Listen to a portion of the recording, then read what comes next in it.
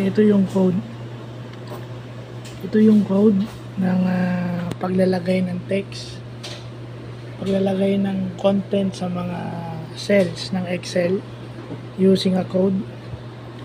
So makikita natin A1 at A2. So ilalagay ko rito yung pangalan at saka apelyido ko. So pag nira natin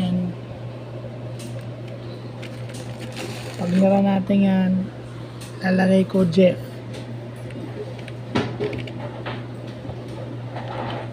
Jeffrey. Ano ba? Michael.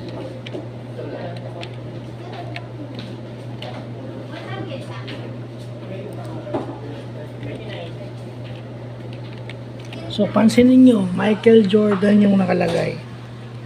At lalabas sa A1 at A2, Michael Jordan dapat. Ayan o. Kita nyo. Michael Jordan. Michael Jordan yung lumabas. Ito yung code niya. Ito yung code niya. Ayan.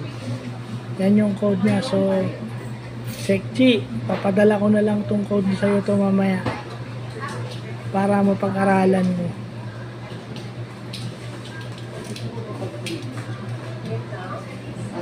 Okay? So, yun lang po.